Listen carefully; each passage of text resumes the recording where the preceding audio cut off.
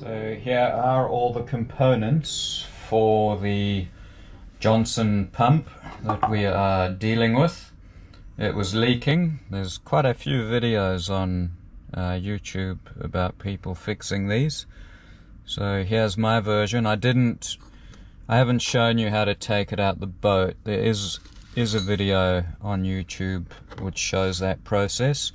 It's reasonably obvious though, not too difficult, so I'm not going to do that, but I will show the reassembly for those that are interested. Here in New Zealand you can buy the O-ring, which is the offending, well, it's a lip seal, sorry, not an O-ring. You can buy the lip seal off Yanmar for 48 New Zealand dollars. I bought good quality replacement bearings and lip seal, 2 of each, for $54, and a couple of circlips as well. What they did for me at the bearing house was remove the springs, because that's really important. Those are made out of stainless, those springs, for this application. But what I've been recommended to do is to replace this with an O-ring. If you can note inside here, we've removed the spring, or the bearing house did it for me, and here's the spring.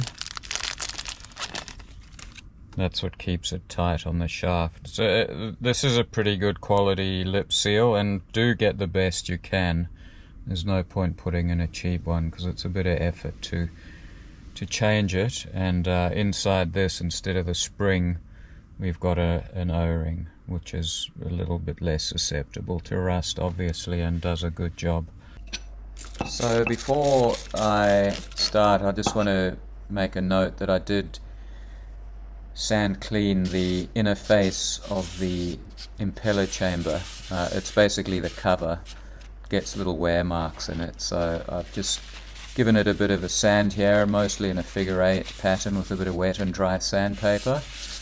And I started with 400 and finished on 6, but I only did that because that's all I had. I'd probably start on 240 and make my way up to 6 if I had a choice. So, but in the end, we got it good enough. There's still a couple of tiny ridges on it, but I'm happy it'll be absolutely fine. I'm a big fan of these lanolin sprays. There's a few different makes. I'm not sponsored by this brand, by the way, but I generally give this kind of thing a coat before I assemble. It's safe for rubber, and it just makes everything go on a bit easier. I'll do this as well. This is actually going to go in the oven just to expand it a bit and make the bearings slide in a bit easier. I've done this trick on motorcycle bearings before, particularly old BMWs, which require bearing stacks when you're changing the wheel bearing, so you can expand the hub with heat and contract the bearing assembly in the freezer to make the whole thing go a bit easier. So we'll do that this time as well. So I've taken this out of the oven and I've already put the bearing in. Sorry, I forgot to record it, but it went in really easily with a little bit of help. I'll give it a little bit more with the socket, which fits exactly on the outside of the bearing, and then we'll get on to the next phase, which will be putting the shaft in, which we'll assemble before we put it in. So I've rested the bearing on the appropriate size socket and then tapped the shaft through the bearing. Beautiful. Now that is plastic, so you don't want to be damaging that keyway. You can see it, that plastic mallet's done absolutely nothing to that. I don't know if the camera's picking it up, but you can see there's very, very light scour marks from the lip seal there. Now, I took it to the Yanmar dealer and he said it should be fine. Just touch it up with a little bit of wet and dry. It's not sharp, it's not super big, So I'm going to go with that. This is warm. It's not as warm as I had it the first time for putting in that bearing, but it's still a bit warm, which will help. Here's the chamber for the impeller. Obviously this keyway has to come through that like that, and that bearing's got a slot in there, so we'll tap that in now. So this didn't really go as easily as I might have thought.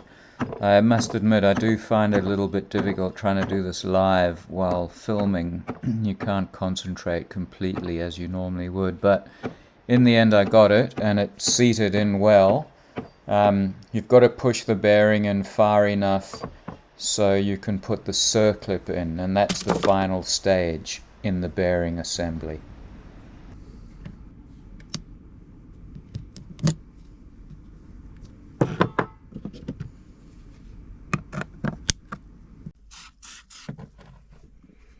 Right, so the final step here is to put the O-ring in.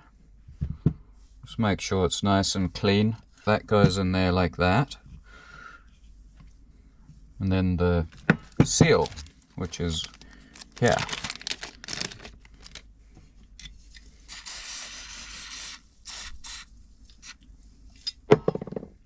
Now this goes that way, by the way, with the open side facing into the impeller chamber. That seemed very strange to me, but that's how it goes. I've triple checked that, and that's exactly what it does. So you can just push it in. As you saw, I lubed it. So use rubber grease or something similar, lanolin or whatever you have, but make sure it's suitable for rubber. I'd also, if you're using the spring, fill that cavity with rubber grease. I think wouldn't hurt. I don't know what other people think, but I would do that. Anyway, that's that. Make sure it's seated properly. You can get your thumbs in there. This is the old impeller, which I'm not going to put in, but I'll put that in on the boat, because the new one actually happens to be on the boat. But again, lube this with some sort of rubber grease. I think just lightly. I wouldn't overdo it myself, because once seawater pumps through, you don't want that grease going into your heat exchanger, even although it'll probably blow through. I just wouldn't do that. So I just give that a light grease and then pop that on. But as I said, I'm not going to do that. I'll do that on the boat. I'm not going to film that, guys. That's covered in many videos. That O-ring goes in there like that, and I'm just going to pop the cover on. So the very last thing to do is to put the pump into the motor bracket. You've got to do that first before putting the pulley wheel on, which I didn't do. As you can see, I made a mistake here and had to take it off.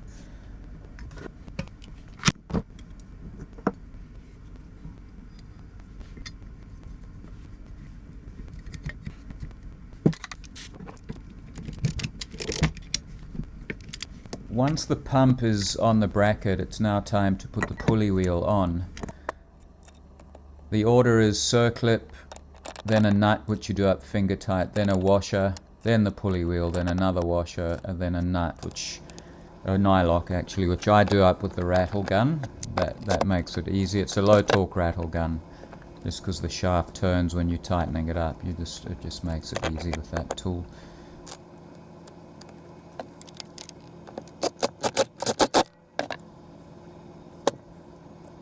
There, I've put the belt on. You can put this belt on at the same time as a pulley wheel, which is actually easier, but it does squeeze underneath if you don't have time to do that.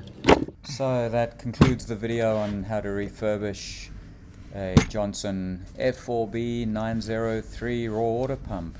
Thanks a lot for watching. With this video and all the others that the community have put up on YouTube, you should now be in good shape to sort your pump out.